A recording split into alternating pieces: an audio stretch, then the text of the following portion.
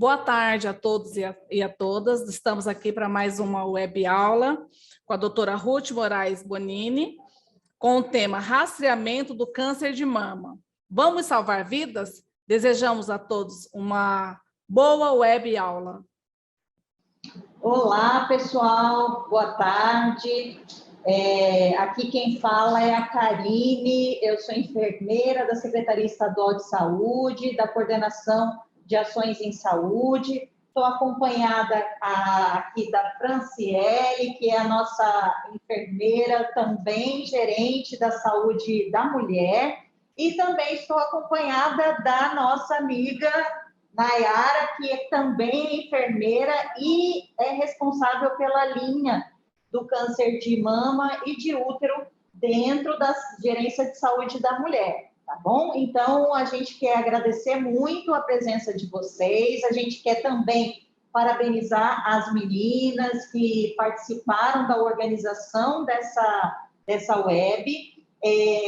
Hoje, dia 4 de outubro, estamos fazendo o lançamento da campanha do Outubro Rosa, sendo que a gente desenvolve essas ações de combate, de enfrentamento ao câncer de mama e também ao câncer do colo uterino anualmente. Nós temos esse mês exatamente para a gente poder refletir, para a gente poder trazer a discussão, tanto no âmbito da assistência junto aos profissionais, como também trazendo a sociedade civil, para que a gente possa relembrar desse problema de saúde pública que tem feito tantas vítimas, pessoas que fazem parte de suas famílias e que muitas vezes são pessoas que são esteio da sua família.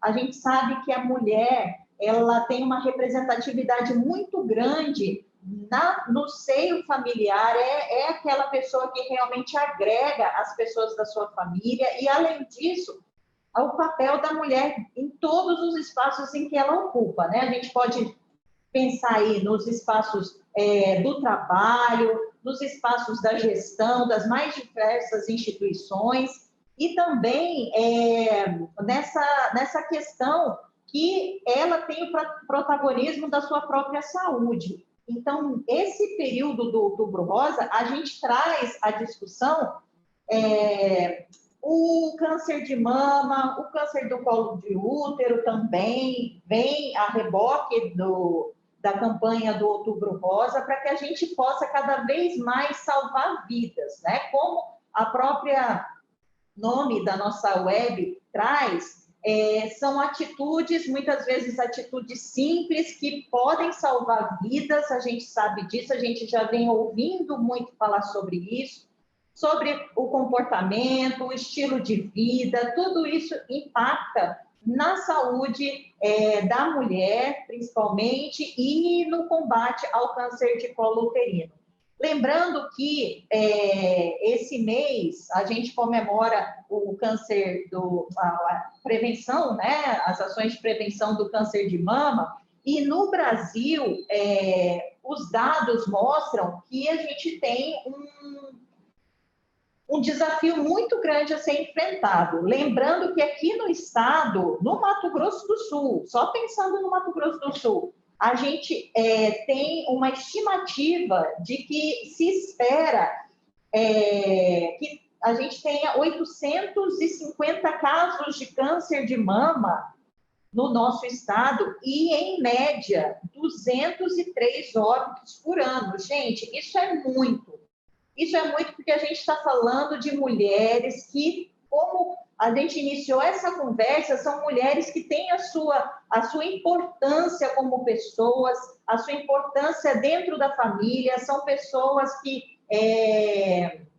a gente, muitas vezes, a gente ama, são pessoas que, muitas vezes, a gente tem um afeto, tem um grau de vínculo muito grande, então a gente tem a responsabilidade, tanto como profissional de saúde, como cidadãos, né, cidadãs e cidadãos, de desenvolver ações para a prevenção dessa doença. Lembrando que a gente está passando, né, a gente ainda está na pandemia, mas a gente passou aí por praticamente 3 anos, já é o 3º ano da pandemia, que esses 3 anos foram impactados pela pandemia da Covid-19, que trouxe barreiras de acesso para diversos serviços de saúde.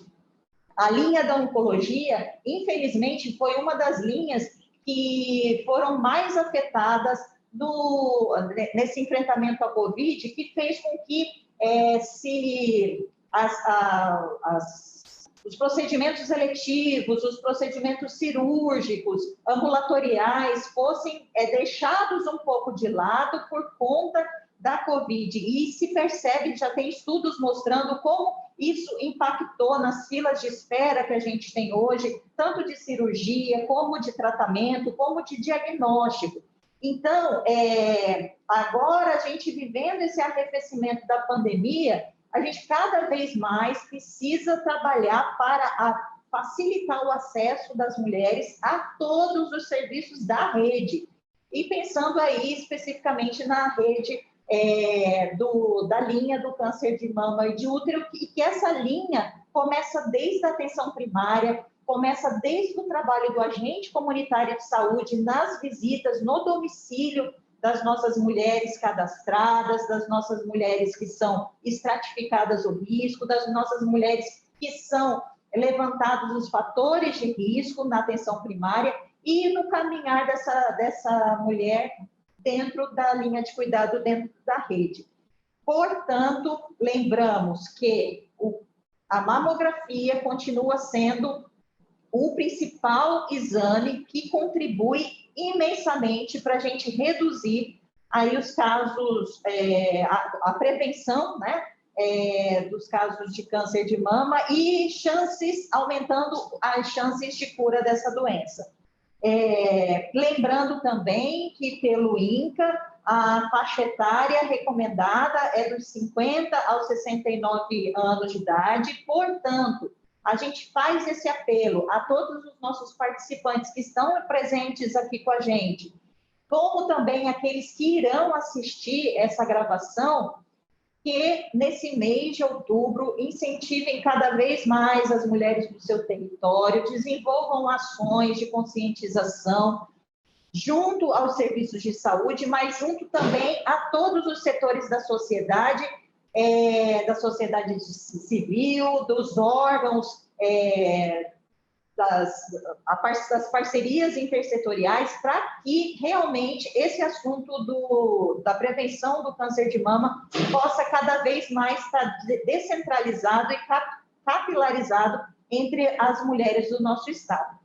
Portanto, com essa fala, a gente dá início, né, à nossa campanha. Aqui no Mato Grosso do Sul, aqui na Secretaria Estadual de Saúde, nós vamos estar também lançando a campanha presencialmente aqui no dia 6 de outubro, que a gente traz essa reflexão para os nossos servidores aqui do Estado, e a gente também está disponibilizando as nossas técnicas para conversar sobre esse assunto em algumas instituições, em parceria, por exemplo, com a Subsecretaria de Políticas Públicas para a Mulher, que também é uma grande parceira na descentralização e na disseminação desse assunto junto aos seus órgãos afins. Também a gente quer anunciar que dia 31 de outubro, na transição do Outubro Rosa para o Novembro Azul, nós também vamos estar fazendo uma caminhada aqui para contemplar para os nossos servidores estaduais das mais diversas secretarias, lembrando sempre que a atividade física, o comportamento e o estilo de vida têm um papel fundamental para a prevenção do câncer de colo uterino e de mama também. Bom, gente, mas com tudo isso, a gente quer também apresentar a nossa principal palestrante, que é a doutora Ruth Helena de Moraes Bonini, a quem a gente agradece muito a parceria e agradece ter aceito esse desafio de trazer esse assunto para a gente, A doutora Ruth, ela é radiologista mamária na unidade de prevenção do Hospital do Amor aqui em Campo Grande. Doutora, a gente agradece muito e a gente já quer contar com a senhora para outros momentos, com certeza que vão surgir, porque a gente tem que cada vez mais trazer esse conhecimento ao máximo de pessoas com quem a gente puder lidar, principalmente com os profissionais de saúde, da assistência e também os profissionais da gestão, que são os profissionais que estão presentes aqui com a gente e que vão assistir essa nossa web, assim, em momentos posteriores, porque essa web está sendo gravada. Então, novamente, doutora, muito obrigada. E a gente se coloca à disposição aqui como Secretaria Estadual de Saúde, através da Coordenação de Ações em Saúde e da Gerência da Saúde da Mulher, e demais áreas técnicas aqui da Secretaria. Muito obrigada, doutora Ruth. Então, passo para a senhora a palavra. Boa tarde a todos. Estão me ouvindo bem? Sim. Sim. Então tá, eu gostaria muito de agradecer o convite, né, em nome da Gerência de Saúde da Mulher. Eu sei que há outras entidades associadas com vocês, promovendo. Outubro Rosa é muito importante mesmo, é um mês que a cada ano, ele fica mais em evidência, né? Isso é muito importante. O que eu vou falar aqui é o trabalho que, na verdade, a gente faz o ano todo, né? Porque o Hospital de Amor está aqui acolhendo essas mulheres para o rastreamento do câncer de mama e colo de útero o ano todo. Claro que a gente acaba trabalhando mais em outubro, novembro e dezembro, porque tem toda essa repercussão do mês. Como você já falou, eu sou médica radiologista, né? Então, eu e a doutora Lígia somos responsáveis pelo diagnóstico por imagem, né, do programa de rastreamento do Hospital de Amor. Mas, como a gente está radiologista, mas está num programa de rastreamento, a gente acaba tendo uma visão mais ampla, né, que vai além da radiologia mamária, que é a visão que vai um pouco em relação à prevenção mesmo, à medicina preventiva, a epidemiologia também da doença do câncer de mama. Então, eu tentei nessa apresentação contemplar tudo isso. Claro que vai ter uma parte mais radiológica, que é muito importante para que os profissionais da saúde, sejam de qualquer área, assim, de qualquer enfermeiros, agentes de saúde, médicos, entendam, né, um pouco de como funciona o rastreamento. É impossível falar do rastreamento sem entrar na área do diagnóstico por imagem, mas a gente vai acabar falando de tudo que envolve o problema do câncer de mama, né? Muito obrigada, vou começar a apresentação. Bom, a gente está falando, então, de um problema de saúde pública, como você mesmo falou, né? Porque a doença é o câncer mais frequente do mundo e no Brasil no sexo feminino. Em torno de 24% dos casos de câncer de mulher no mundo todo e 15% dos casos de óbito. E essas taxas de incidência e de mortalidade estão aumentando, tá? Apesar do rastreamento. Então, assim, nas populações que fazem o rastreamento, a gente observa uma redução da mortalidade, isso já é comprovado. Mas a questão é que, assim, o rastreamento ele cobre uma parte muito pequena, não só da população no Brasil, mas no mundo todo, tá? Então, a incidência da doença e a mortalidade estão aumentando, porque a maioria dos casos foge do rastreamento e chega em estágio avançado, que é uma das coisas que eu vou falar. Como você já falou, a projeção do INCA, né, para esse ano, para 2021, 2022, é de 66 mil casos, e justamente por esse chegar avançado, um quarto dessas mulheres com diagnóstico vão falecer da doença do câncer de mama. O câncer de mama é muito mais comum em mulheres, né, então 99% dos casos ocorrem no sexo feminino. Então, aqui um mapa só mostrando a dimensão desse problema. Em praticamente todos os países do mundo é o câncer mais incidente, com exceção em laranja, que é o câncer de colo de útero, que só aqui na Bolívia e em alguns países da África. A mortalidade também, na maioria dos países, o câncer de mama é a principal causa de mortalidade por câncer, com exceção da África, onde é o câncer de colo de útero, e do câncer de pulmão, nesses países em azul. Como você também já disse, são esperados 850 casos de câncer de mama no Mato Grosso do Sul e 280 casos na cidade de Campo Grande para este ano. Isso dá uma taxa bruta, ou seja, número de casos por 100 mil mulheres de 61. 61 é a média nacional. Então, nosso estado e nossa cidade está na média nacional. Em relação à mortalidade, quando a gente observa esse mapa aqui, com a taxa de mortalidade, a gente vê que os principais estados onde a mortalidade é maior são do Sul e Sudeste, mas Mato Grosso do Sul, de todos os outros estados das outras regiões, é que tem a maior mortalidade, tá?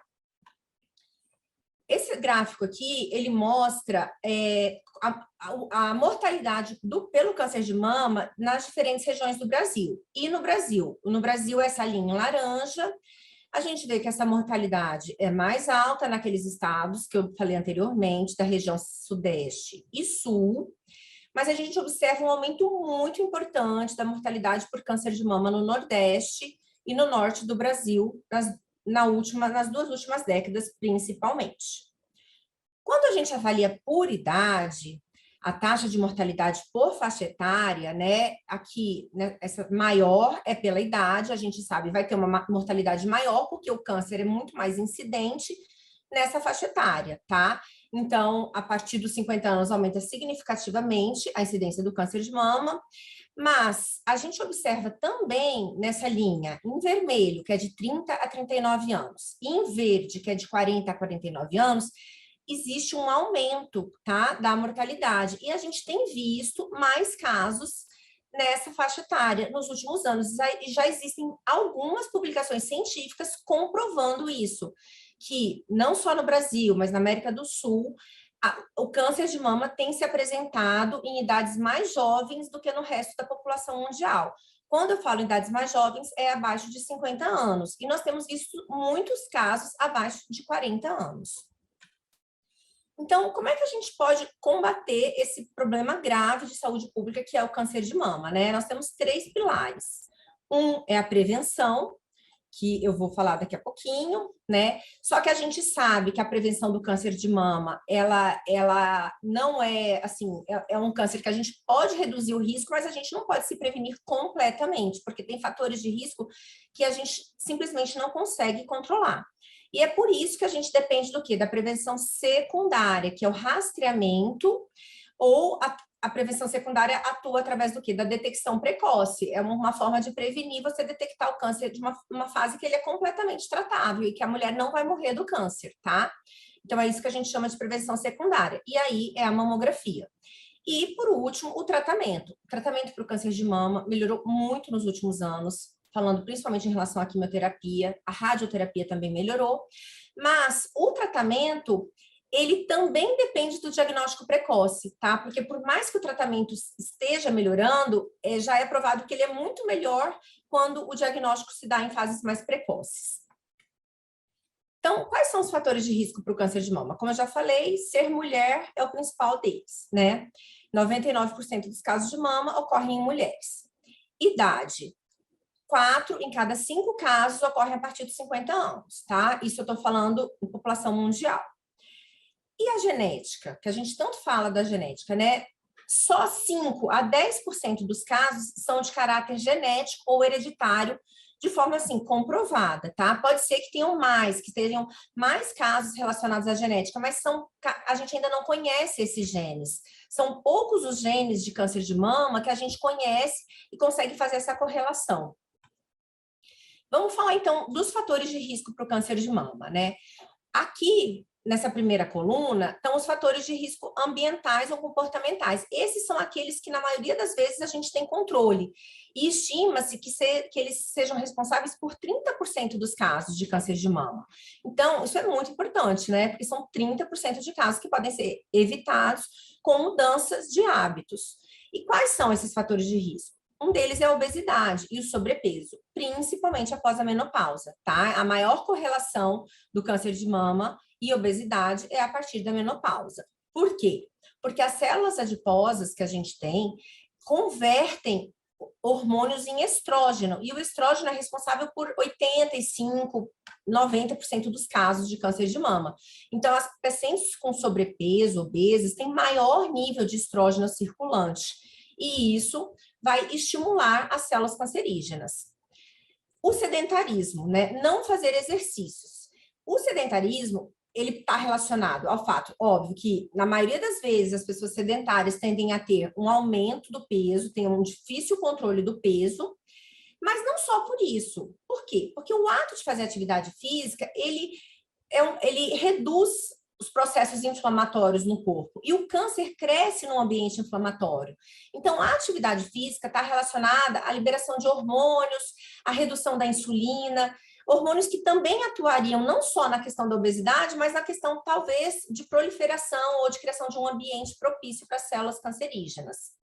O consumo de bebida alcoólica. Isso é pouco divulgado, mas já está comprovado que de 12% a 15% dos casos de câncer de mama são causados pelo consumo de bebida alcoólica. E qual que é esse consumo? É o consumo de uma dose de álcool por dia. E o que é uma dose? É uma tacinha pequena de vinho, é um copinho de cerveja, uma dose de uísque ou vodka. E cada aumento nessa dose pode estar relacionado a até 10% de incremento do risco do câncer de mama. Então, esse é um fator muito importante e pouco difundido, tá? E as radiações ionizantes? As radiações ionizantes, principalmente quando, por exemplo, a paciente teve um linfoma, algum tumor no pulmão ou no mediastino, no tórax, e essa paciente precisou fazer radioterapia numa idade jovem, até 20 ou 30 anos. Essa paciente tem maior risco de desenvolver câncer de mama por causa dessa radiação que ela recebeu para tratamento. Mas também, quando a pessoa tem que fazer muitas tomografias de tórax, isso também aumenta o risco. Muitas mamografias desnecessárias, repetição desnecessária de mamografia. Isso, em algumas pacientes que têm algumas alterações genéticas, pode ser, sim, um fator a mais para propiciar o aparecimento do câncer de mama. Bom, agora a gente vai falar de alguns fatores que estão relacionados à história reprodutiva e hormonal da mulher, que alguns a gente tem controle e outros não. Por exemplo, a menopausa tardia e a menarca precoce.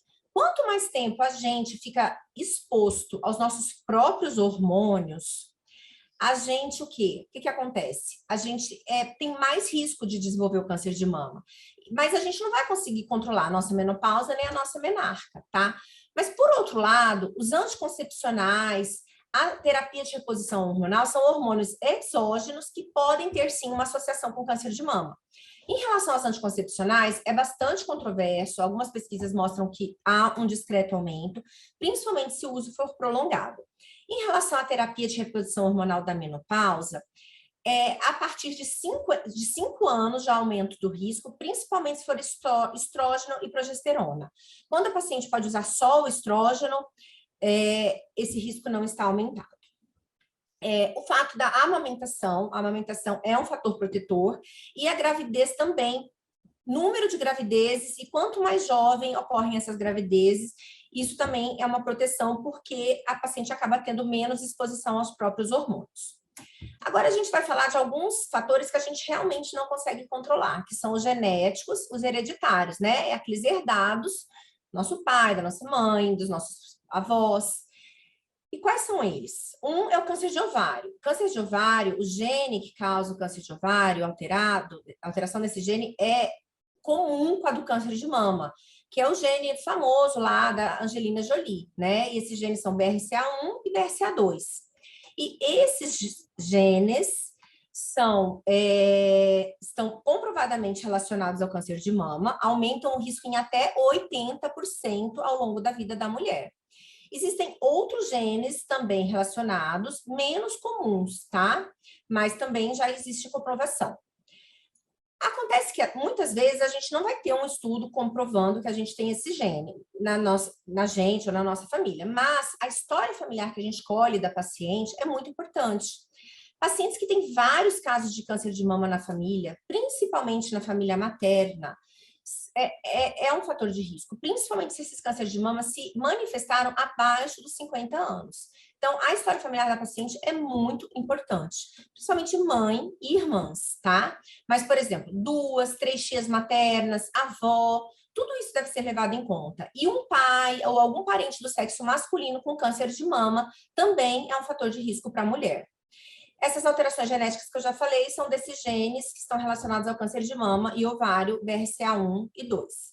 Lembrando que você ter um ou mais desses fatores de risco não quer dizer que você vai ter câncer de mama, mas você está, sim, você pode ser considerado uma paciente de maior risco para o câncer de mama, dependendo da quantidade ou do grau de importância desses fatores.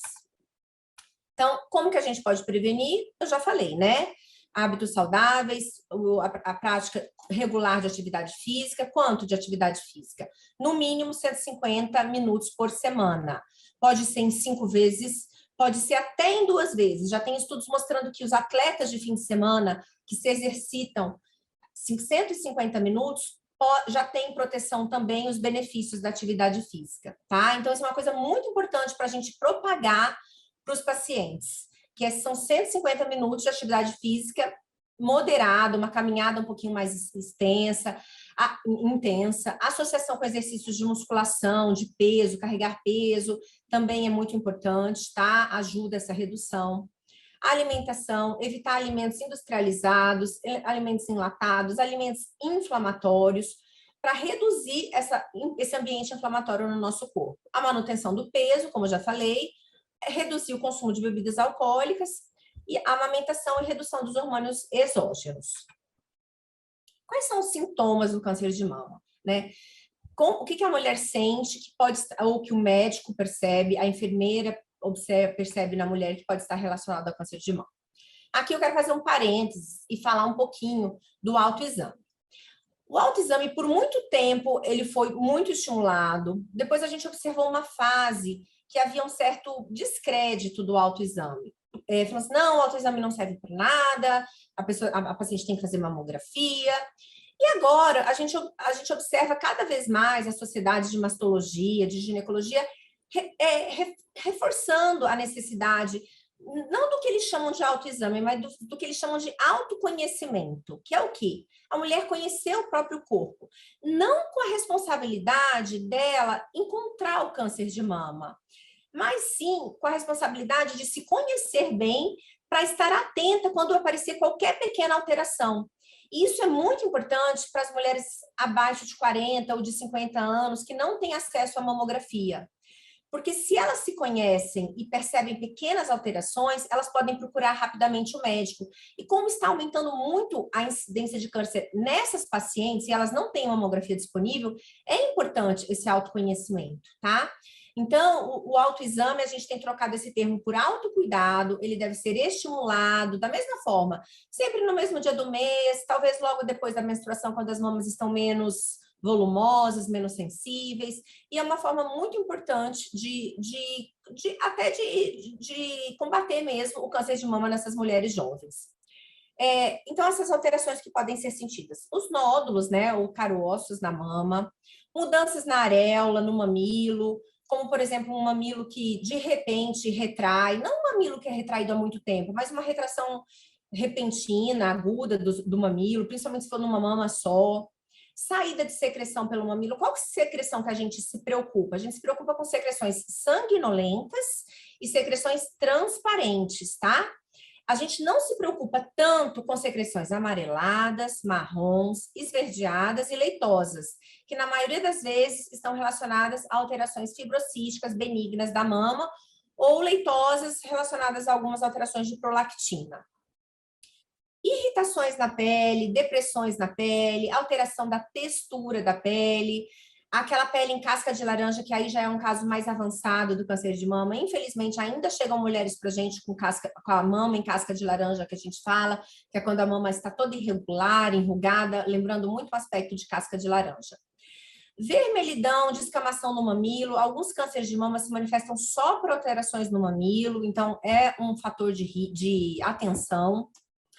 E alterações nas axilas, né? Alterações nos gânglios linfáticos, os linfonodos ou gânglios que a gente fala, nas axilas podem ser também uma manifestação do câncer de mama, mas podem estar relacionadas a doenças benignas da mama, outras doenças sistêmicas, como linfomas, ou até mesmo a vacinação, que no Covid a gente descobriu, né? Tanto de mulher que apresentou gânglios nas axilas relacionados à vacina do Covid. Bom, como que é feito o diagnóstico de uma paciente com câncer de mama? a paciente vai aparecer com uma queixa dessas que eu falei para vocês, mas a gente não pode pressupor que essa paciente tenha câncer. Então, ela vai ter que fazer um exame clínico das mamas. Algumas vezes ela não vai fazer o exame clínico, ela vai direto para uma mamografia, ou se ela vai para uma mamografia diagnóstica, eu vou explicar isso depois, não seria uma mamografia de rastreamento, porque afinal ela está já com um sintoma. Muitas vezes vai ser necessário complementar com uma ultrassonografia, e se essa suspeita se confirmar, vai ser feita uma biópsia. E só após o diagnóstico histopatológico, confirmando o câncer de mama, que a gente pode realmente falar que essa paciente tem câncer de mama, tá? Então, mesmo que uma paciente tenha uma alteração na mamografia, BIRAD 5, a gente não pode já falar que ela tem um câncer de mama, ela tem uma chance maior do que 95% de ter um câncer de mama, mas a gente sempre precisa da confirmação histopatológica. Ou punção ou core biopsy, sempre a preferência é pela core biopsy, depois eu vou explicar por quê. Vamos falar um pouquinho sobre a legislação, né? A lei dos 30 dias é aquela lei que fala que a partir do momento que a mulher recebe, ela tem um diagnóstico que é suspeito, por exemplo, ela fez uma mamografia, tem uma suspeita de câncer de mama, ela tem até 30 dias para receber toda a assistência que comprova esse diagnóstico. Seja um ultrassom adicional, a biópsia, e ela teria 30 dias para receber esse diagnóstico. E, a partir do momento que ela recebeu o diagnóstico, entra, então, a lei dos 60 dias, que é, a partir do diagnóstico, existem 60 dias para começar o tratamento do câncer de mama dessa paciente, tá? Seja ou com quimioterapia neoadjuvante, porque hoje em dia muitos casos começam com quimioterapia, ou com a cirurgia. Bom, então o câncer de mama, o que a gente já falou aqui, né? Ele tem alguns fatores de risco que são super bem estabelecidos, ou seja, a gente sabe exatamente quais são, mas a gente não consegue intervir em todos. Então, muito da nossa prevenção, a prevenção secundária, é o diagnóstico precoce. O diagnóstico precoce só pode ser feito através do rastreamento populacional, rastreamento ou screening, né? A mamografia é o único método aceito para rastreamento populacional, porque ela já comprovou que reduz a mortalidade em 30%. Porque para um método ser aceito como um método de rastreamento populacional, ele tem que reduzir a mortalidade, senão não tem custo-benefício. E é por isso também que a mamografia, por exemplo, não é feita em pacientes jovens, porque ela não conseguiria reduzir a mortalidade nessas pacientes por causa das mamas densas. Eu vou dar exemplos depois, tá? Então, a mamografia é um método de escolha porque ela já comprovou benefício no rastreamento. O objetivo da mamografia do rastreamento é pegar o câncer antes dele ser palpável, né? A fase subclínica, que a gente chama. E, nesses casos, o que vai acontecer? O tratamento vai levar à cura dessa paciente, tá? Então, é essa chave, né, da questão do diagnóstico precoce. Então, como falei, o screening ou rastreamento é uma estratégia que você pesquisa uma doença, geralmente quando é uma doença muito comum, não adianta você pesquisar doenças raras, numa população assintomática. E é por isso que ela é a partir só de uma faixa etária que é significativo o número de cânceres nessa faixa etária. Por quê? Porque olha só, gente, aos 20 anos, olha a chance que a gente tem de ter câncer de mama, 0,06. Isso vai aumentando com a idade. E só começa a ser significativo a partir dos 40 e dos 50 anos, tá? Sendo que ao longo da nossa vida, a gente tem uma chance o quê? Isso é uma estatística americana, porque o Brasil não tem essas estatísticas, mas nos Estados Unidos já se sabe que 1 em cada 8 mulheres vai ter câncer de mama ao longo de sua vida. Não é brincadeira, né, gente? Isso realmente é um problema de saúde pública, tá? E isso aqui explica por que a gente não faz o rastreamento em pacientes mais jovens, porque seria muito mais difícil pegar a doença, além do que a mamografia não é efetiva por causa da densidade das mamas nessas pacientes. Então, o rastreamento preconizado pelo SUS e pelo Instituto do Câncer, do INCA, é entre 50 e 69 anos. Algumas entidades, como Sociedade Brasileira de Mastologia, Colégio Brasileiro de Ginecologia e Obstetrícia, Colégio Brasileiro de Radiologia, indicam a partir dos 40 anos. Por quê? Principalmente porque a gente sabe que o câncer de mama está sendo muito comum nessa faixa etária, a partir dos 40 anos, tá? Aqui um gráfico americano que mostra o declínio da mortalidade, né, a partir da introdução da mamografia de rastreamento, é um declínio significativo. Isso se dá às custas, como eu falei, tanto do rastreamento quanto dos avanços na quimioterapia. Vou falar rapidamente da anatomia da mama, porque é um jeito de vocês entenderem onde que o rastreamento atua. A nossa mama, ela é composta por tecido adiposo e tecido fibroglandular. A gente tem os ductos mamários e os lóbulos. Os lóbulos são onde o leite é produzido e os ductos onde esse leite é transportado até o mamilo. Aqui são as células normais que revestem esses ductos. O ducto normal tem aqui as células normais, né? Quando a gente começa a ter o câncer in situ, que é o câncer mais inicial que tem, o que acontece? É uma proliferação desordenada de células no interior desse ducto. Essas células não atingem o tecido mamário, tá? Então, isso é o câncer ductal in situ. E essa é a fase que é muito boa de se pegar, de se detectar, diagnosticar um câncer de mama, tá? Nem todo câncer de mama já começa como um câncer in situ. Algumas vezes você não consegue essa fase, você já pega como um câncer invasivo. Mas muitos cânceres in situ progridem para os cânceres invasivos.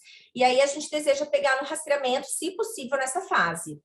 E aqui o câncer invasivo é quando as células não respeitam mais os limites do ducto, ultrapassam para os tecidos mamários, e aí sim elas podem alcançar a circulação sanguínea e gerar o quê? Metástase, ou para os linfonodos axilares, ou para outros órgãos.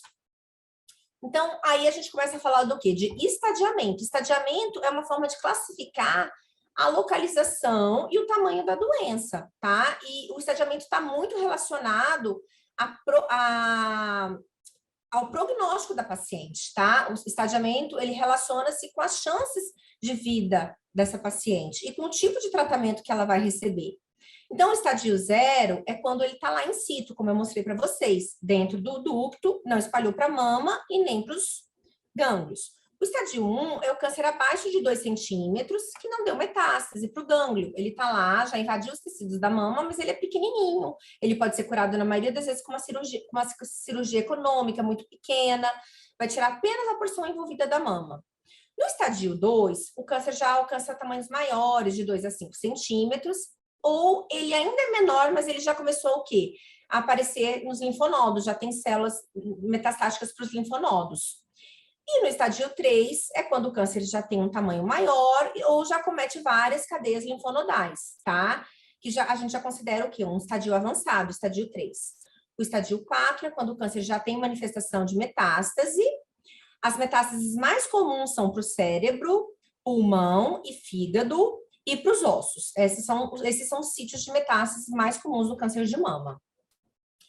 E por que o estadiamento, como eu falei, é importante? Porque ele relaciona-se à sobrevida da mulher, tá? Ao longo de 5 anos, geralmente, essas estimativas são feitas.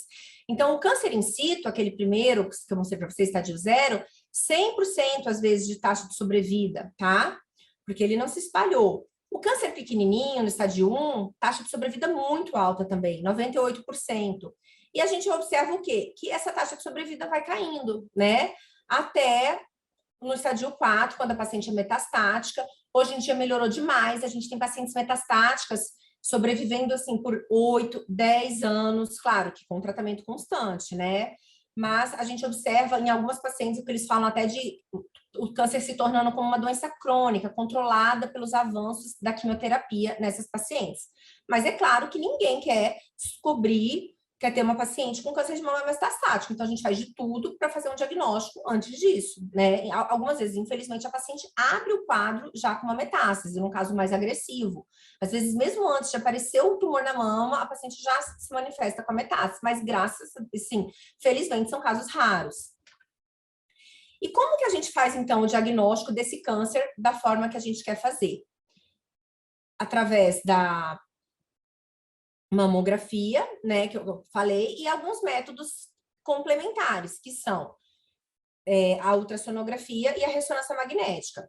A gente tem algumas variações na mamografia. A mamografia ela pode ser convencional ou digital. A gente tem a tomossíntese, que é uma mamografia nova, é uma evolução da mamografia. E a gente tem a mamografia também com contraste, que pode substituir o exame de ressonância magnética em muitos casos. A mamografia ela é o método mais usado, porque ele é muito disponível, é um método seguro, rápido, reprodutível e de baixo custo, comparando com os outros métodos. E a mamografia ela pode ser de rastreamento ou de diagnóstico. Então, é muito importante a gente ter essa separação na nossa cabeça, porque quando a gente está fazendo a mamografia de rastreamento, é naquela paciente que não tem sintoma nenhum, que é o que eu falei antes. Mas a gente também faz muita mamografia diagnóstica, que é da paciente que tem sintoma. A gente sempre faz um questionário antes da paciente entrar na sala de mamografia. Para quê? Para conhecer essa paciente, para saber os fatores de risco dela, história familiar, se ela já teve câncer ou não, se alguém da família teve, cirurgias na mama, ou também para a gente saber se ela está sentindo algum sintoma, porque aí que a gente vai diferenciar se essa é uma mamografia de rastreamento ou uma mamografia diagnóstica. A gente, às vezes, tem condutas muito diferentes nesses dois tipos de mamografia, porque uma é uma paciente que não tem nada, a gente está procurando o câncer inicial. A outra é uma paciente que está nos procurando, que procurou o serviço de saúde por ter um sintoma mamário. Então, ela merece uma atenção diferente, tá? Isso é muito importante. Aqui, o aparelho de mamografia, operado pelas tecnólogas de mamografia. As incidências básicas são 2 incidências, né, em cada mama. Essa é a incidência médio-lateral oblíqua, que a gente vê aqui o músculo peitoral, e a mulher fica posicionada dessa forma, a gente faz uma de cada mama. E aqui, incidência em crânio caudal, que a paciente fica posicionada assim, a mama é comprimida, e essa é a mamografia em crânio caudal também, uma de cada mama. Esse lado aqui é sempre o direito e esse lado esquerdo. A gente sempre olha como se a paciente estivesse de frente para a gente e por isso que a gente considera esse é o lado direito e esse é o lado esquerdo, para analisar o exame.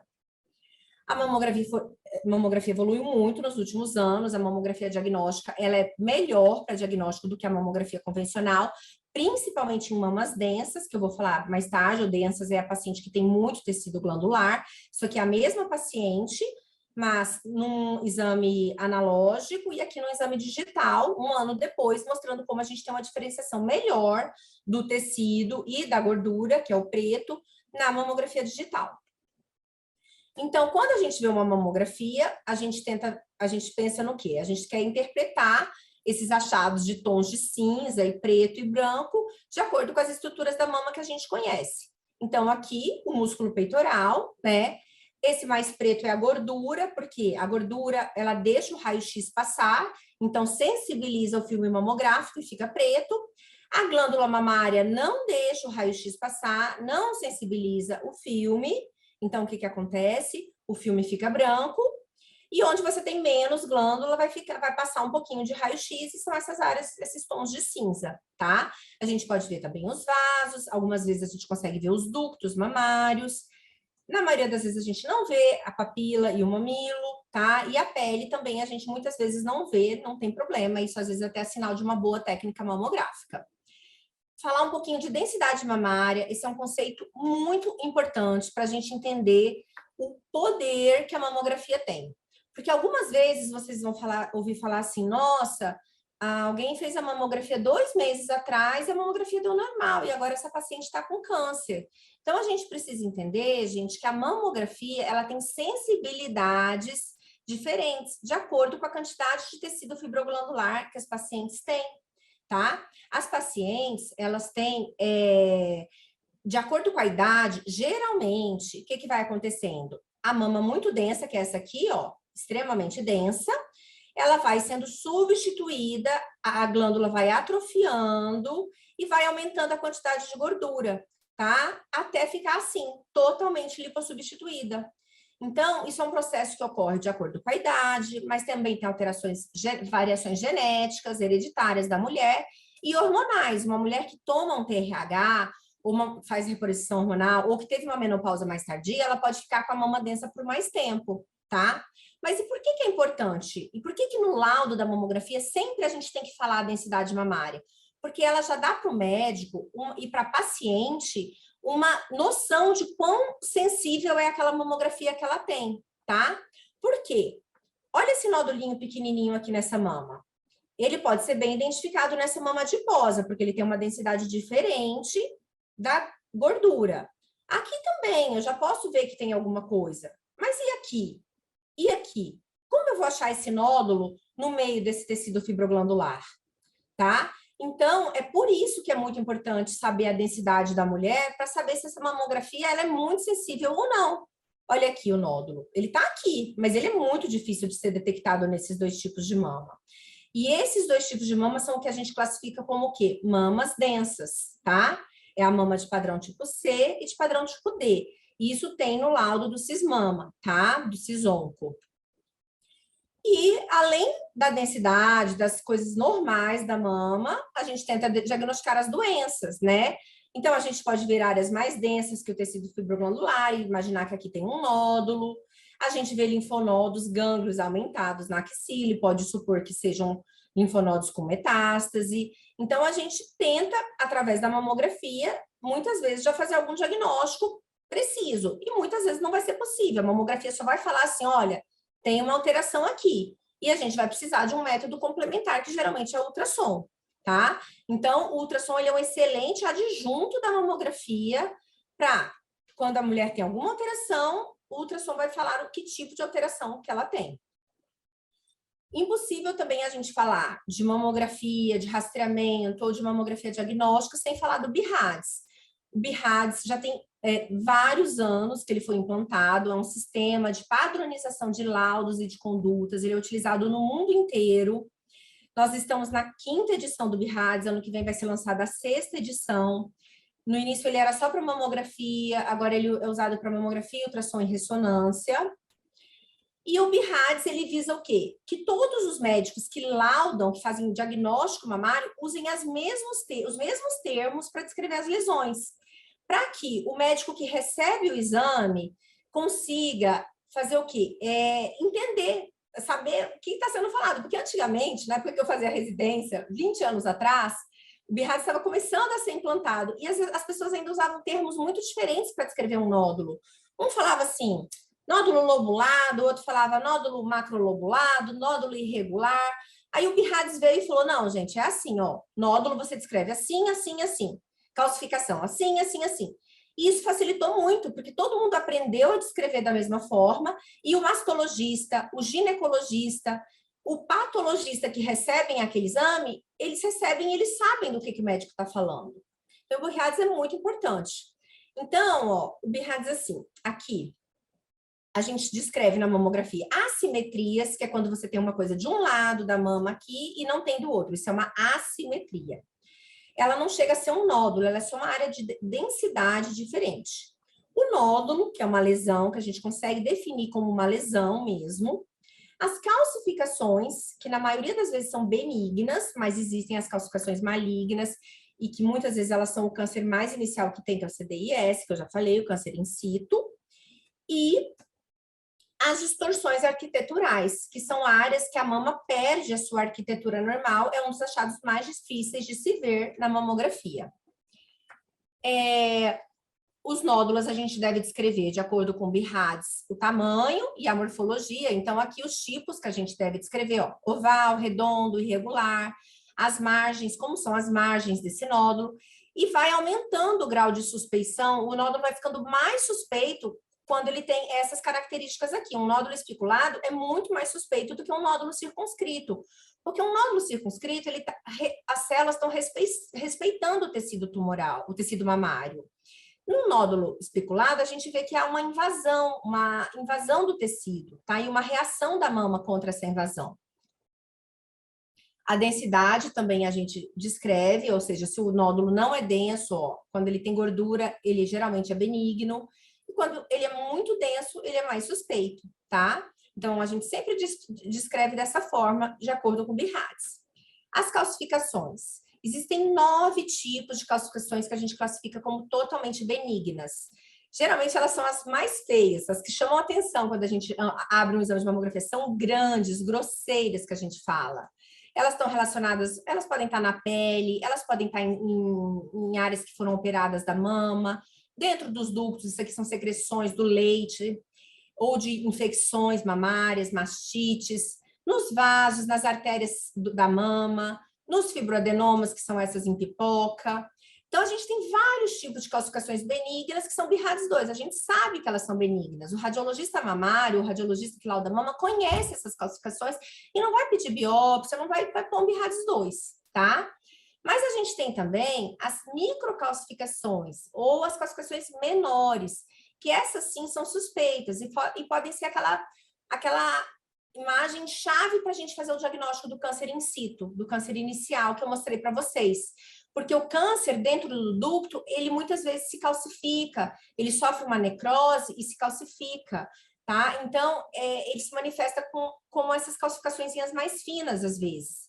Essas são um pouquinho maiores, mas elas estão... Isso aqui que está em vermelho, gente, é a chance de malignidade, tá? O VPP, valor preditivo positivo.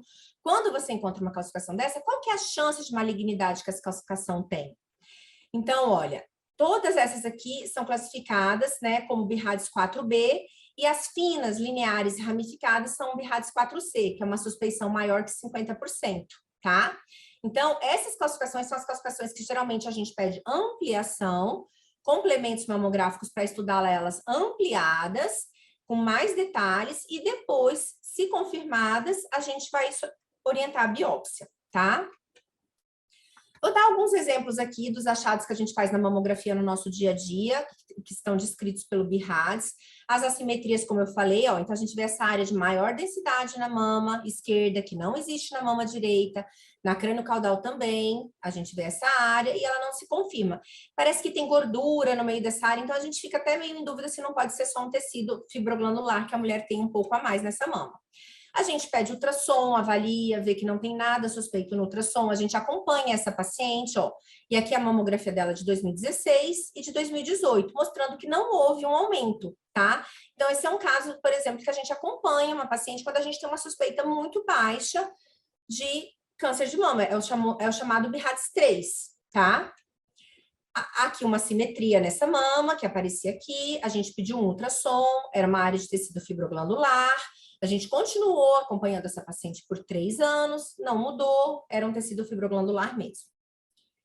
Algumas vezes, por que é tão importante a comparação com exames anteriores? Por que a gente tem que orientar as pacientes não jogarem fora os exames anteriores, guardarem, trazerem no dia do exame? Porque, às vezes, a partir de uma comparação, a gente consegue detectar uma alteração sutil. Sem a imagem anterior, talvez eu não detectasse, mas olha, eu olho aqui, eu vejo que isso aqui não existia. Mas talvez, quando ela fez esse exame em 2017, ela não trouxe esse exame para alguém comparar. E essa pessoa achou que isso aqui era um tecido normal. E aqui, em 2018, também não teve tanta diferença, acharam que era normal. E aí, quando a gente vê aqui, desculpa, passou aqui, em 2019, olha o tamanho disso, tá? Então, é isso que a gente chama de uma assimetria em desenvolvimento, é uma coisa que vai mudando na mama da mulher e muitas vezes isso só pode ser visto com as comparações com os exames anteriores. E é um sinal muito suspeito. A ultrassonografia, então, gente, ela atua como um adjuvante da mamografia, isso no rastreamento ou no diagnóstico, tá? Nessas pacientes, ou que fazem a mamografia de rastreamento e a gente acha alguma alteração, ou nas pacientes que nos procuram, fazem a mamografia, a gente continua na dúvida se ela está realmente com alteração ou não, detecta alguma coisa na mamografia, ou às vezes não detecta, e a gente pede um ultrassom. Mas o ultrassom não é um método de rastreamento aceito, porque ele não tem estudos que comprovam a redução dele na mortalidade pelo câncer de mama. Mas ele tem sido cada vez mais utilizado em pacientes com história familiar de câncer de mama, importante, e que precisam começar o rastreamento abaixo dos 40 anos. Quando, por exemplo, a mãe teve um câncer de mama muito jovem, essa mulher tem que começar o rastreamento dela abaixo dos 30, por exemplo, 25 anos. Essa mulher, ela pode fazer a mamografia, porque ela tem uma indicação pela história familiar, e complementar com ultrassom, tá? Então, ela é um método complementar à mamografia de rastreamento.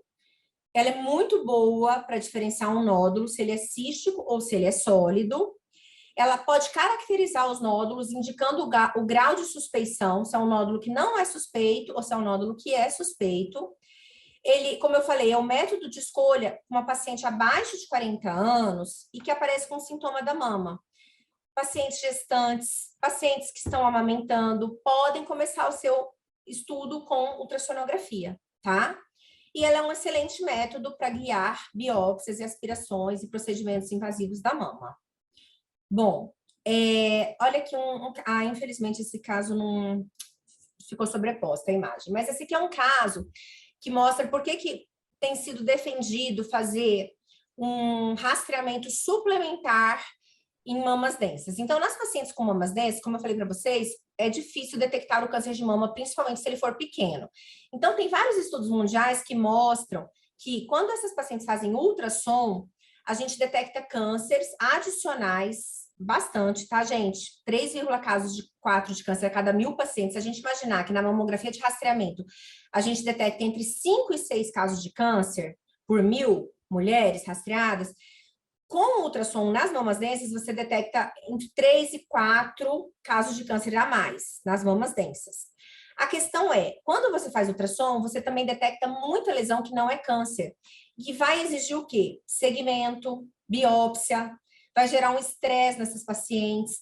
E é por isso que não é completamente aceita essa questão do rastreamento mamográfico, ultrassonográfico. Embora no Brasil e nos planos de saúde isso seja muito utilizado, tá? Às vezes por demanda das próprias pacientes.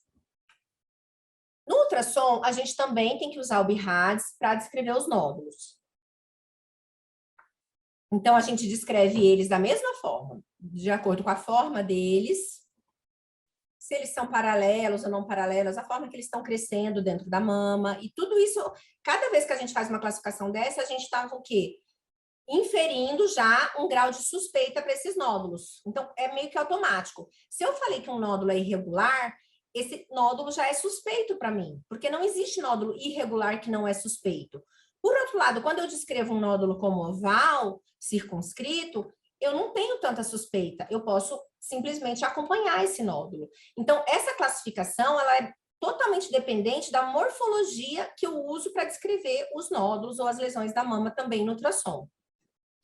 Então, olha, os nódulos, eles podem variar também de acordo com a cor deles no ultrassom. Não é cor, mas é a forma que o tecido transmite o som, né? Porque é ultrassom, é um aparelho que gera ondas sonoras e recolhe essas ondas sonoras.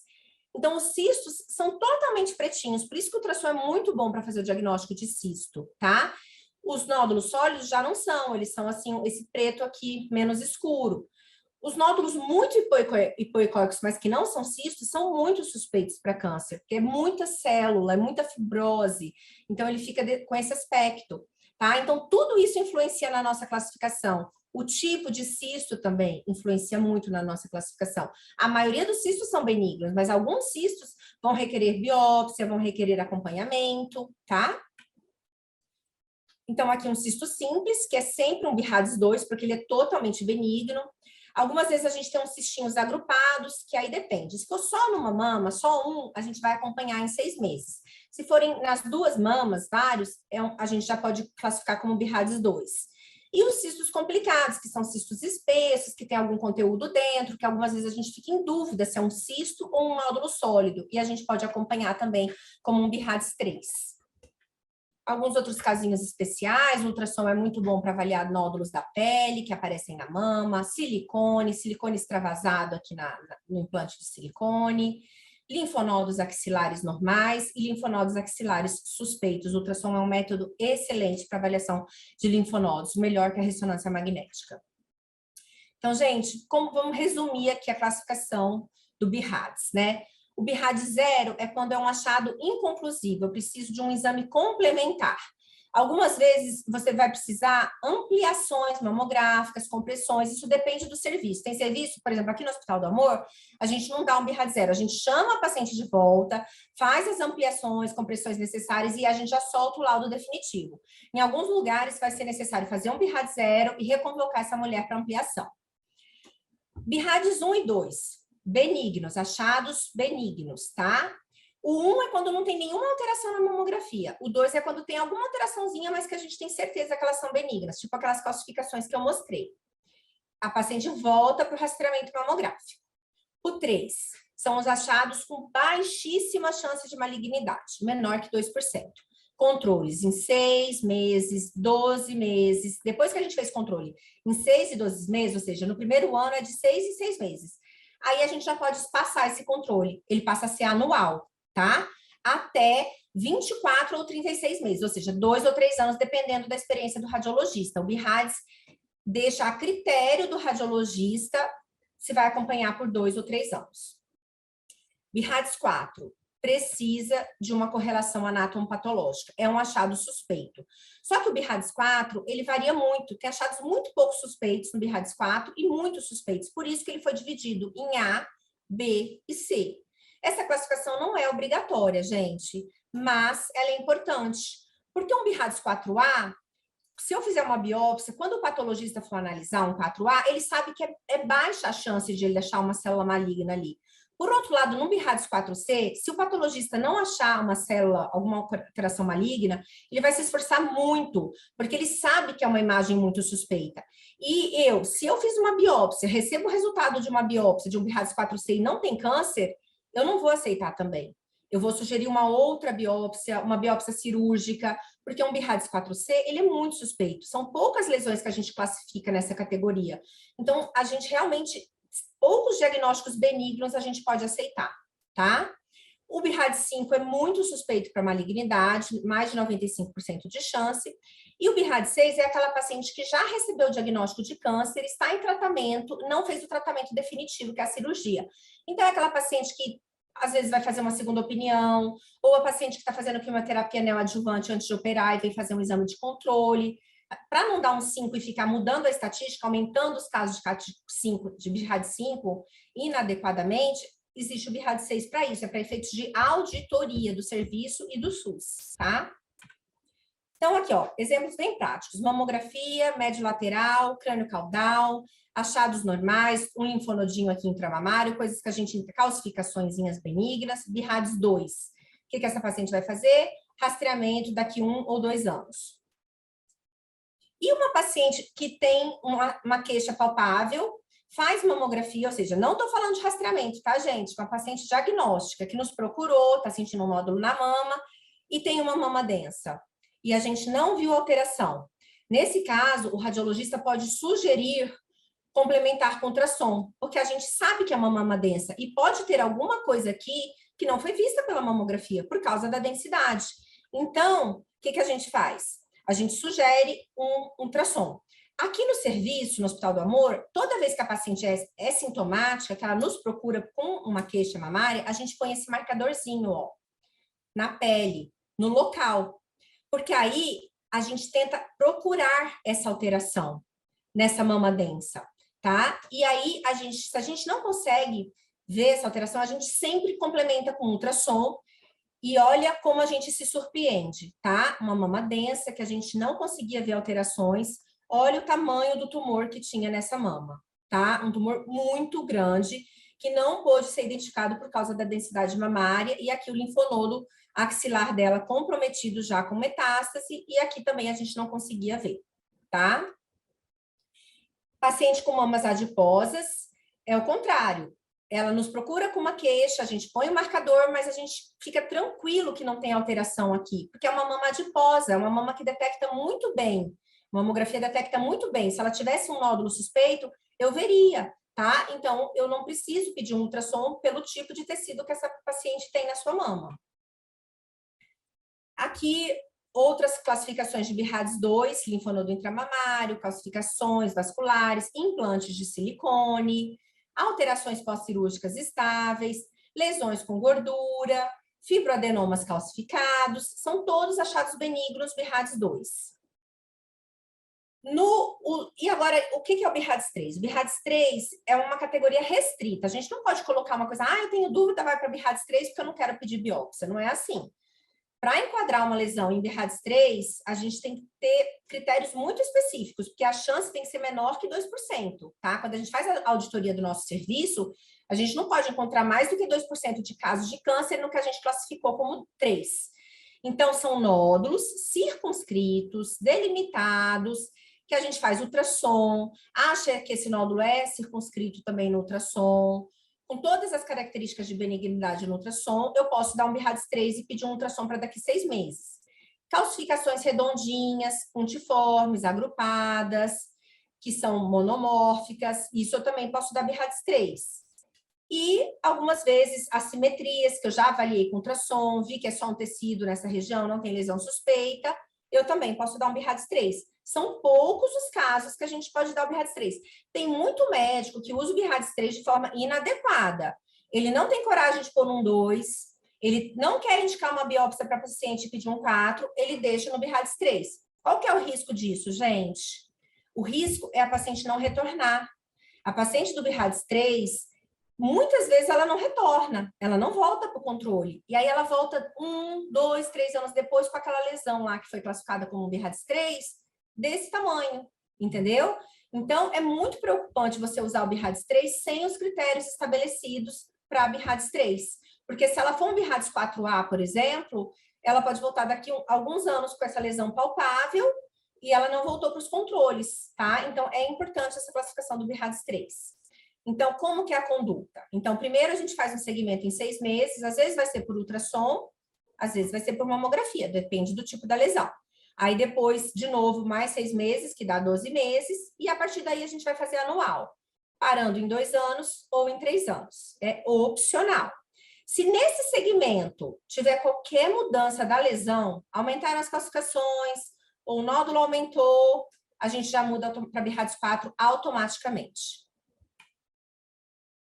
Aqui são as subcategorias do BIRADS 4, tá? A gente também tem alguns critérios para enquadrar como 4A, que é uma baixa suspeita, 4B, que já é uma suspeita um pouquinho maior, que é a maioria das calcificações, e o 4C, que é bastante suspeito, mas ainda não é um BIRADS 5, tá? Essa subdivisão é opcional pelo radiologista. E o BIRADS 5 são achados clássicos de malignidade, tá?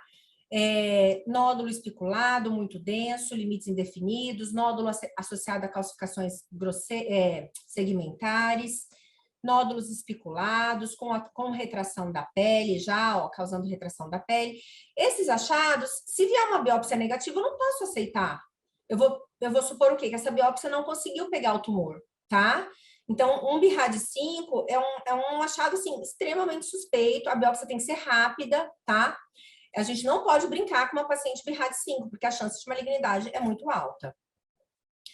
No BIRADS 6, é aqueles casos que eu já falei, por exemplo, uma paciente com tumor muito grande, ela não vai ser operada, ela vai ser submetida a uma quimioterapia neoadjuvante, visando o quê? Reduzir o tamanho desse tumor e evitar que ela faça uma mastectomia. Em muitos casos, esse tumor pode até desaparecer completamente. E mesmo assim, a gente vai operar a área da mastectomia, a área onde estava o tumor. Vai ser operado e retirado para ter certeza que não há mais células tumorais. Aqui também com linfonodos alterados nessa paciente, tá? Então, esse é um BIRADS 6. Bom, agora uns exemplos práticos. O paciente fez mamografia, BIRADS 0, porque ela tem um nódulo, BIRADS 0, ultrassom. Desse nódulo, quando eu fizer a ultrassom, eu vou poder classificar essa paciente. Ou como um BIRADS 2, ó, é um cisto, eu não tenho dúvidas que isso é um cisto. Então, ela virou um BIRADS 2. Ou como um BIRADS 3, porque é uma paciente que tem um nódulo circunscrito, BIRADS 3. BIRADS 4, quando já é um nódulo que tem alguma suspeição, eu não posso caracterizá-lo como 3, eu vou ter que pedir uma biópsia. E um BIRADS 5, geralmente um BIRADS 5, gente, a não ser que seja uma mama densa e eu não vi o tumor, geralmente eu já vou fazer o diagnóstico pela mamografia. Ela já vai ser classificada como BIRADS 5 pela mamografia, porque é muito suspeito, como eu falei. E o ultrassom vai ser mais para quê? Para a gente ter uma ideia de como a gente vai fazer a biópsia, porque a gente sempre prefere fazer a biópsia pelo ultrassom do que pela mamografia, que é mais confortável para a paciente e é mais seguro para o médico. Tomossíntese, falando muito rapidamente, é um aparelho 3D, vocês devem ter visto na mídia, recentemente o Hospital de Amor de Barretos recebeu um desses aparelhos. A gente está fazendo já em algumas pacientes com mamas mais densas, pacientes de alto risco, são as melhores candidatas para esse exame. O tubo de raio-x roda, e aí a gente consegue cortes muito fininhos da mama, e com isso a gente aumenta o diagnóstico, tá? Saiu um estudo esse ano falando que a detecção aumentou em 48% com a tomossíntese. Por exemplo, de 1.000 mulheres que foram avaliadas nesse estudo, foram 99.000 mulheres. A cada 1.000 mulheres, a mamografia convencional detectou 4,8 e a tomossíntese 7,1 casos, tá? Então, 48% a mais de detecção. Ela reduz a taxa de reconvocação, porque como ela tira a sobreposição do tecido, porque ela faz fatias muito fininhas, a gente precisa chamar menos as pacientes para ultrassom ou para outras incidências mamográficas. E também reduz o câncer de intervalo, que é aquele câncer que aparece entre os rastreamentos. A paciente vem sintomática antes da época que ela estava prevista fazer o rastreamento. Então, aqui um exemplo de uma mamografia digital e de uma tomossíntese, a mesma paciente, ó, em crânio caudal, a gente consegue ver bem melhor a delimitação desse tumor aqui do que na mamografia convencional. E aqui na incidência médio-lateral também, na tomossíntese, comparando com a mamografia digital. Então, ela é muito boa para achados sutis, achados difíceis de ver, nódulos muito pequenininhos, que seriam obscurecidos pelas glândulas mamárias. A ressonância magnética também é um exame que tem indicações muito bem estabelecidas. Pacientes de alto risco mundialmente, na Europa, nos Estados Unidos, essas pacientes com alto risco, com esse gene, mutação genética comprovada, elas fazem rastreamento anual com ressonância magnética. Quando o câncer de mama se manifesta também nas axilas já, ou já em metástase, e a gente não acha na mamografia e no ultrassom, a paciente deve fazer ressonância. Para diferenciar também a cicatriz cirúrgica de uma recidiva de câncer, ela é um excelente método. Para avaliação de prótese de silicone. Em alguns tipos de câncer, para fazer um estadiamento pré-cirúrgico, dependendo se é um câncer mais agressivo, ou um câncer que pode ter multifocalidade, vários focos ou bilateralidade, a ressonância pode ser indicada. E também para acompanhamento das pacientes que estão fazendo a quimioterapia antes de operar. Então, é um método extremamente sensível, que detecta muitos casos de câncer, invasivos principalmente, os cânceres in situ, aqueles cânceres que se manifestam pela calcificação, a ressonância pode não ver. Então, isso é uma coisa, mais um ponto para a mamografia, tá? Porque essas calcificações, às vezes, o tumor não realça pelo contraste na ressonância. Então, se você tem calcificação suspeita na mamografia e a ressonância não mostrou nada, você tem que fazer a biópsia, tá? O problema é que, por ela ser, às vezes, muito sensível, acaba detectando muitas coisas, o quê? Que não são alterações suspeitas, verdadeiras, mas que vai requerer biópsia, vai requerer toda uma investigação da paciente, tá? Isso pode ser um problema. Muito boa para avaliar os implantes de silicone, as rupturas. Falar rapidamente dos nossos métodos de investigação, tá? Como é que a gente faz a investigação? Depois que a gente tem uma mamografia, um ultrassom suspeito, o que a gente pode fazer pela paciente para fechar esse diagnóstico?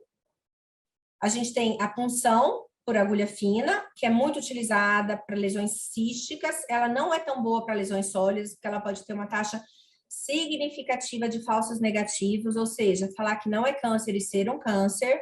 A gente dá preferência pela biópsia de fragmentos, que retira um pedacinho da lesão. A mamotomia, que é a biópsia a vácuo, nós não temos aqui no hospital, mas é uma biópsia indicada para alguns casos. E a biópsia cirúrgica, que é quando alguma dessas biópsias não deu um resultado confiável, ou às vezes a gente não tem disponibilidade no SUS dessas biópsias, vai direto para a biópsia cirúrgica. A punção por agulha fina é guiada pelo ultrassom, não pode ser guiada por mamografia, não existe punção de agulha fina guiada por mamografia, embora às vezes a gente receba alguns pedidos desses. Você tem que estar vendo a lesão para fazer, a agulha é bem fininha, nesse caso ela está sendo usada para aspirar o conteúdo desse cisto. Quando que a gente aspira um cisto? Gente, quando a paciente tem sintomas desse cisto, quando é um cisto que cresceu, está incomodando, está inflamado, a gente fala que é uma punção de alívio. Não é que precisa do diagnóstico, é para dar um alívio para a paciente, a gente manda esse líquido para análise, mas o objetivo maior é aliviar os sintomas da paciente. Aqui é como fica o ultrassom e aqui como a gente guia essas punções. A core biopsy, ou biópsia de fragmentos, é feita com essa pistola, a gente usa essa agulha mais grossa, essa agulha dispara dentro da mama, ela se fecha e ela traz esses pequenos fragmentos, tá? São fragmentinhos pequenos, ao redor de 1 centímetro, e que permitem o quê? Uma avaliação muito boa da lesão, permite, além de fazer o diagnóstico de câncer, fazer a imunohistoquímica, que é a identidade do câncer. Porque hoje é a imunohistoquímica que guia o tratamento. Os tumores mais agressivos da mama, que são os triplo negativos e os HER2, eles são tratados geralmente com quimioterapia antes da cirurgia. Então, a gente precisa da biópsia de fragmento para quê? Para fechar esse diagnóstico. Não basta saber que é um câncer invasivo. Que tipo de câncer é? Qual que é o melhor tratamento para essa mulher? É a quimioterapia ou é a cirurgia inicial? Tá? Então, a core biopsy é muito boa porque ela propicia esse diagnóstico mais de certeza e essa classificação do tipo de tumor que a paciente tem. Aqui a biópsia a vácuo, ela é feita com esse aparelho que aspira, os fragmentos são maiores do que a core biopsy e ela tem sido utilizada até para tratar lesões pequenas, não câncer. Algumas lesões benignas que precisam ser tratadas, ela pode ser totalmente removida, porque essa lesão pode ser aspirada através desse aparelho. Então, tem a biópsia a vácuo e tem a excisão a vácuo, que a gente usa uma agulha ainda mais grossa para tirar a lesão sem cirurgia.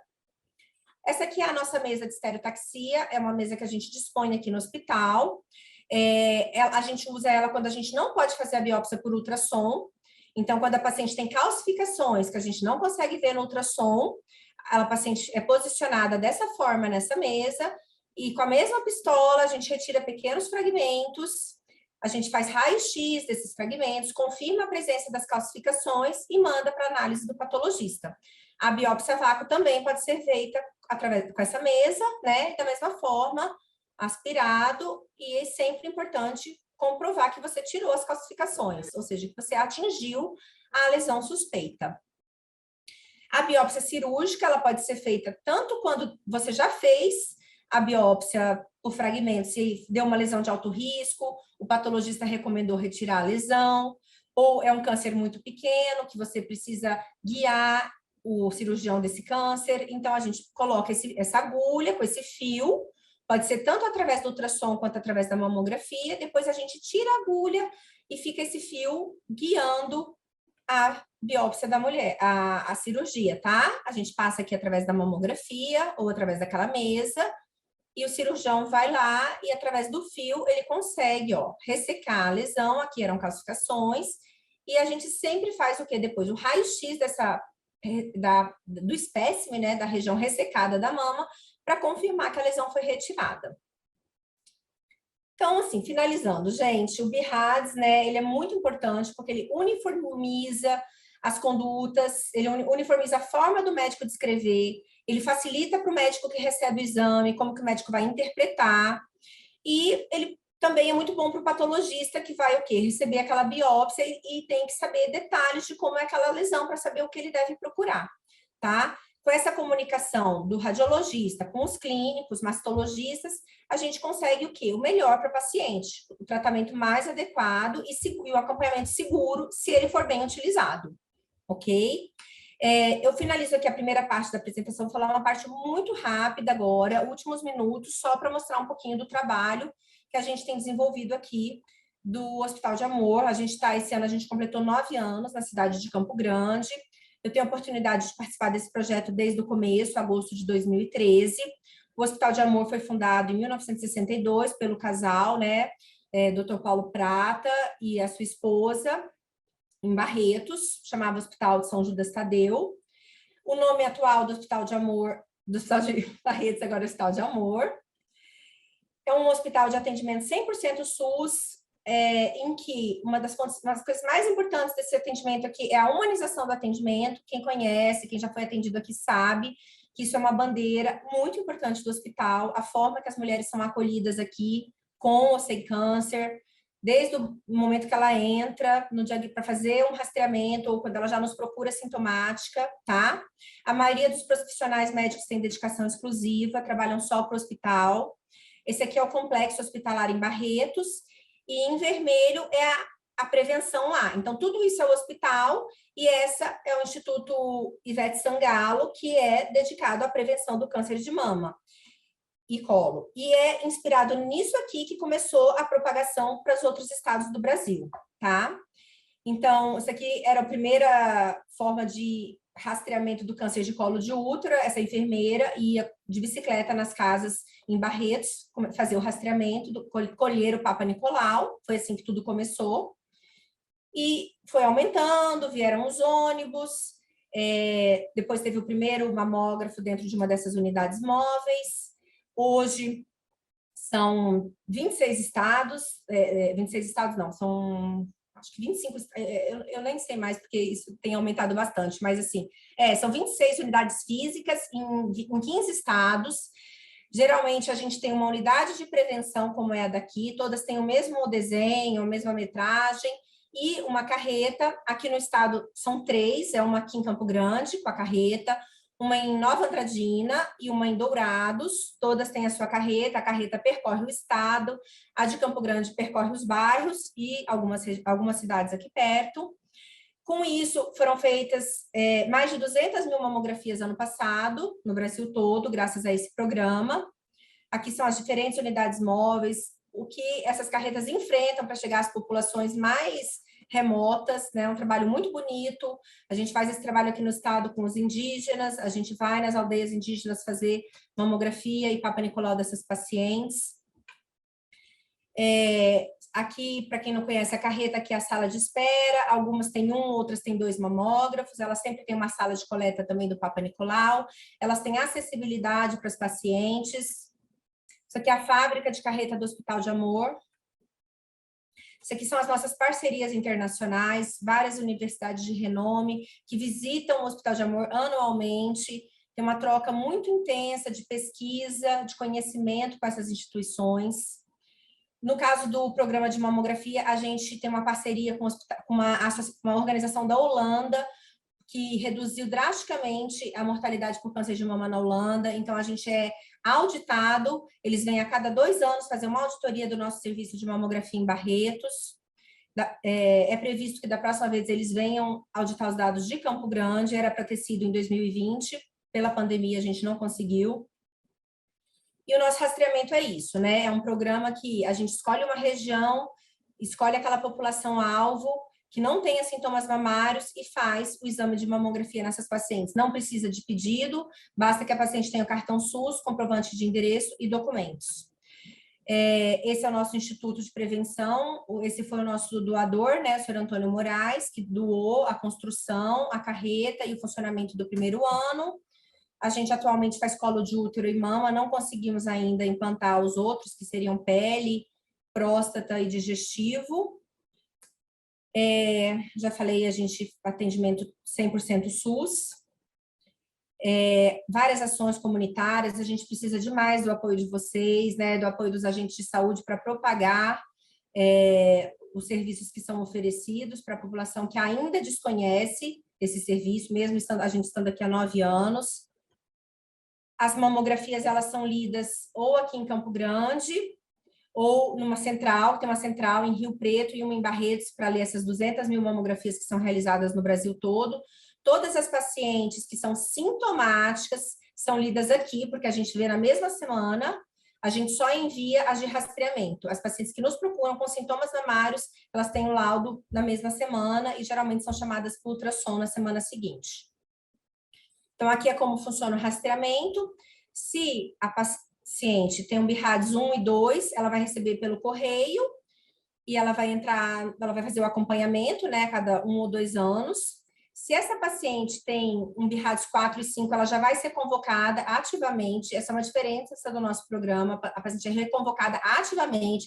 Se a paciente não atende o nosso telefonema, ela recebe uma visita da assistente social para comparecer aqui no hospital. E aí ela vai fazer ultrassom, a biópsia, o que for necessário, né? Se esse caso se confirmar como câncer, ela vai ser encaminhada para qualquer hospital da rede, o nosso convênio, onde ela já sai diretamente ao Hospital de Câncer Alfredo Abrão.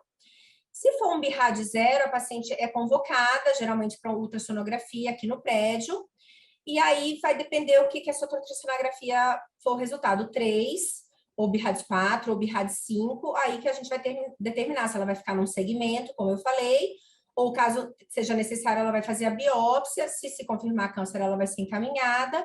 Se não confirmar câncer, ela vai ficar num acompanhamento com a gente.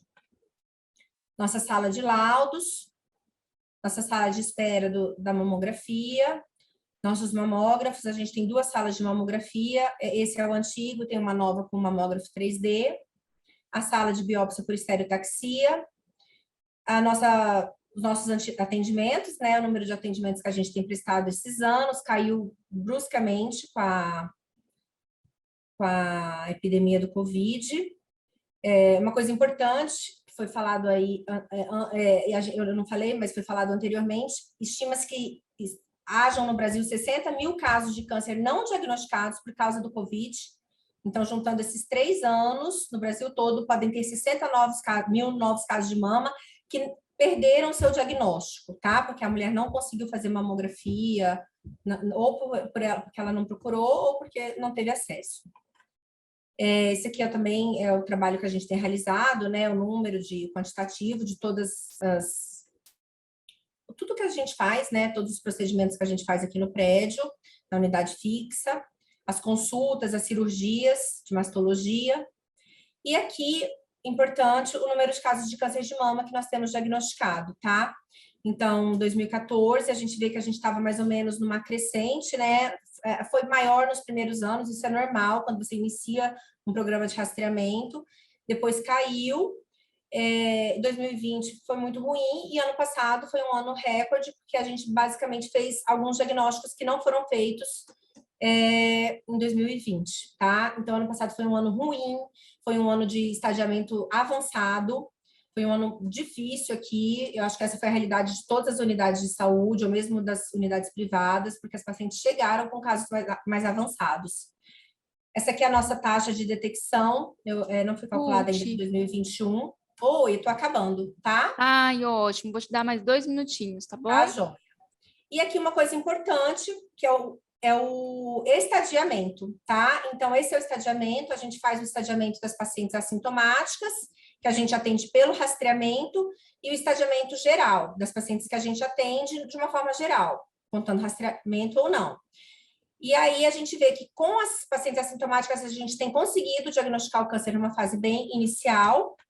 Isso aqui são os dados do Registro Hospitalar de Câncer do Brasil, de 2000 a 2019. Então, a gente vê que no Brasil, por isso que a gente fala que no Brasil, olha, 40% dos casos de câncer são diagnosticados em estádio 2, aliás, 3 e 4, tá? E aqui, em verde, estadios in situ, estádio 0 e 1. Lembrando que o estadiamento está intimamente relacionado ao prognóstico da paciente. E aqui um comparativo, né, do Brasil, do geral, do Hospital do Câncer, e quando a gente consegue pegar a paciente no rastreamento, tá? Quando a gente faz a paciente assintomática, olha, quase 40% no estadio 0, depois mais 30% no estadio 1, então 70% das pacientes são diagnosticadas naquela fase que a gente tem geralmente mais de 95% de chances de cura. Então, esse slide resume a importância do rastreamento mamográfico, tá? E obrigada a vocês pela oportunidade. Olá, doutora, muito obrigada, valeu muito a pena a sua fala. A gente percebe que cada ano a gente acaba aprendendo um pouco mais por conta dos assuntos, são perspectivas totalmente diferentes. Essa perspectiva que a senhora trouxe relacionada aí a esse seu trabalho com a mamografia em si, a sua especialização, né, a sua especialidade de radiologia, trouxe assim uma visão totalmente diferente para a gente e foi muito, muito proveitosa, muito didática. Que ótimo. A doutora colocou ali no chat, eu acho que é o Instagram, né?